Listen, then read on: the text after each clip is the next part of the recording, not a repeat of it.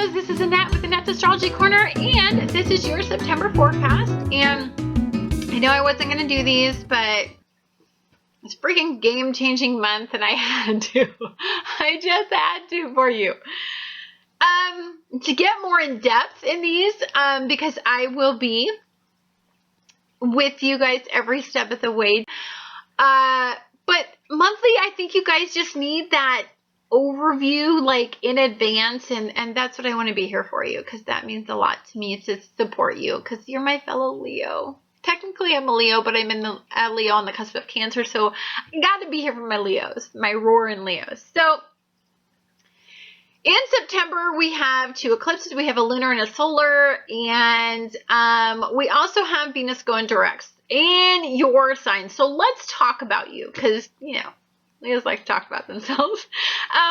So Venus goes direct in Leo, and for you, this is in your first house. So let's talk about that aspect. This is on the 6th of this month. And for you, if you wanted anything, if you could envision, if your thought could manifest something that you wanted people to perceive about you, this is in your first house. Like when they meet you, what do you want them to identify you as? What would that be? Think about that on the 6th. You know, you're not shying away from this fame, this realization about yourself. You are on board with it. So what necessarily would that be? This is the holy grail of September. This is your beautiful moment as a Leo. So you know what you want and you know what you desire, and balancing what you want and balancing your desire emotionally, passionately, that resonates with you, that's an art, but you have it down now. You kind of understand the direction that you need to go. You kind of understand that at this point you're meant for more than people can conceive of you. So if they see you now, they don't get what they see before you, but you get it. Deep down, you understand. And you don't want to hold back anymore. You don't have that desire.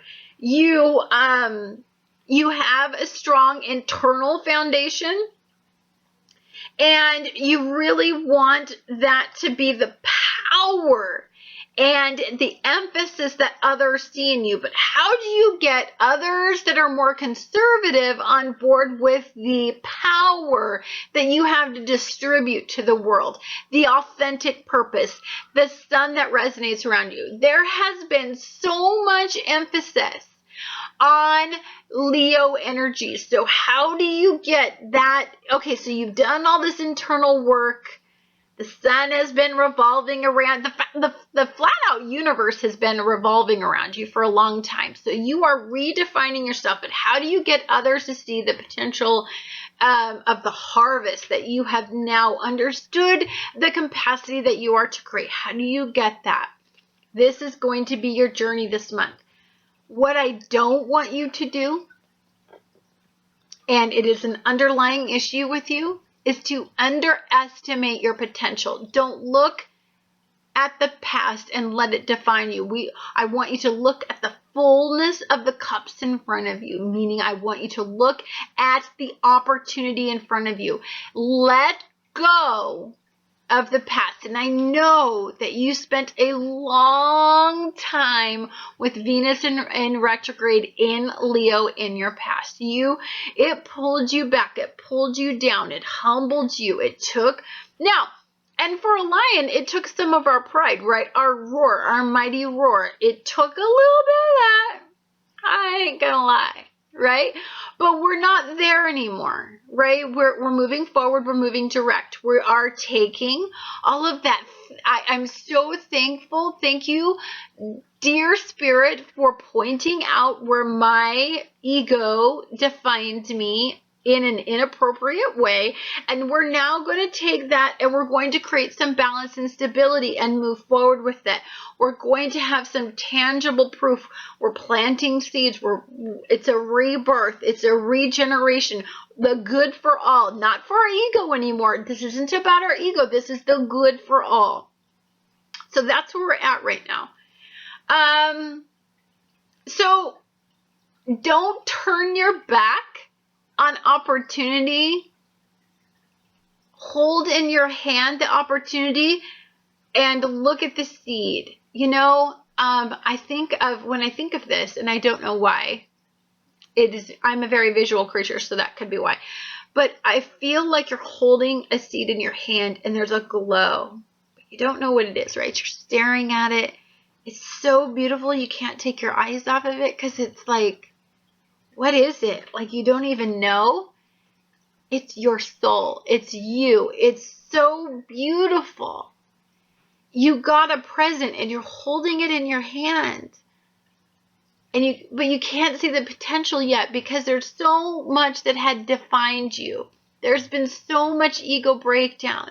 There's been so much energy in humbling you. But so say you could associate a new beginning, right, with that seed, right? If you looked at the seed and you held it in your hand and you closed your eyes and you can envision anything you want that seed to be, like, what would it be? It's so gorgeous. And I don't know why I'm doing this with you. I haven't done it with any of the other signs. I don't know why I'm doing it, but whatever, Spirit's guiding me, and that's what I'm going to do. It's beautiful, but I don't want you to turn your back away from it. I don't want you to think, it's a seed, it's a seed. I'm going to stick it in the ground and flourish it, pour some water on it and let it grow. Like, don't do that. There's something special about this month for you. Don't know why I feel it so much, but I do. So let it flourish in your ego. Let it define you. Let it bring out your potential. Let it make you grow. We have a new moon, solar eclipse in Virgo on the 12th. So for you, this is big. This is in your second house. So this is in the second house of earnings. It is also in how you're valued, how you value others, what you value. So there is a certain emphasis on actual physical value, getting things you want, getting things that make you feel like you are improving, that you are getting the status that you want, that you are achieving your ultimate goals.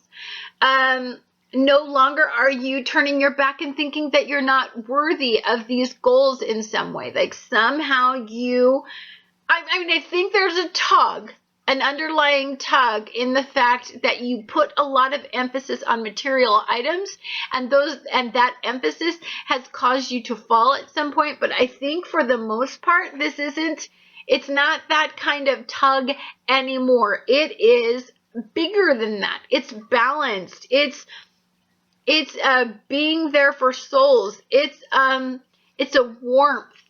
It's a cuddling. It's a loyalty. It's perseverance. It's standing by who you're with. So there's a lot more that goes into it than just that tangible, ego-based, oriented ideal that you used to have. And I think you know that. I do. I think you feel that.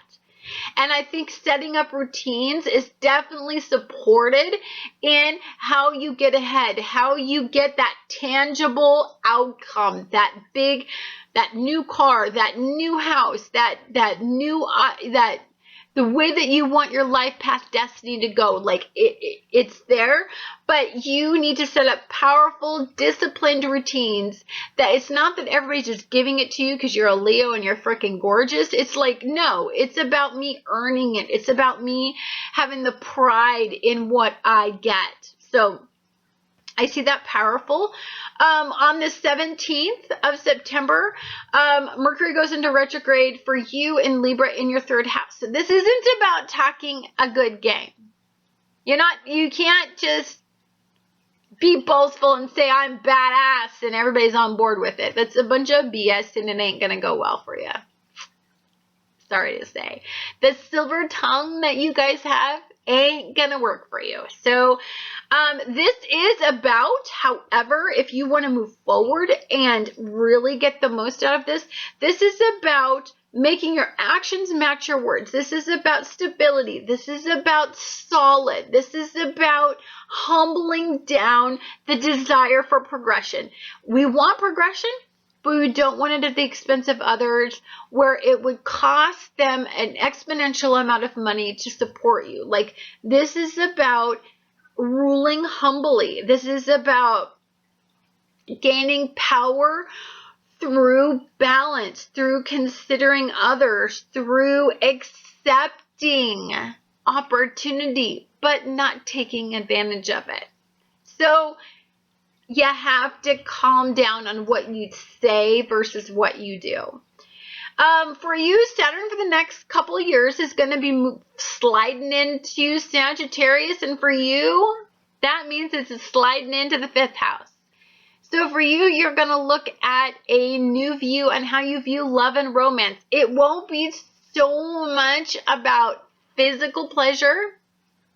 It will be about mental pleasure. It'll be about mentally getting on board with where other people are at versus yourself. This is about the big picture. This is about providing, others will admire you and want a relationship with you, a romantic relationship with you, based on the fact that you are actually out there making a difference in the world, that you are actually out there being a spiritual leader, that you are actually out there not being ego-based, but actually considering the good for all, and you have a new perspective and an enlightened perspective, and it's brilliant. It's actually super gorgeous, and I really must say. We also have, on the 27th, we have a lunar eclipse in Aries in your 9th house. So this is in, again, opening, broadening your perspective.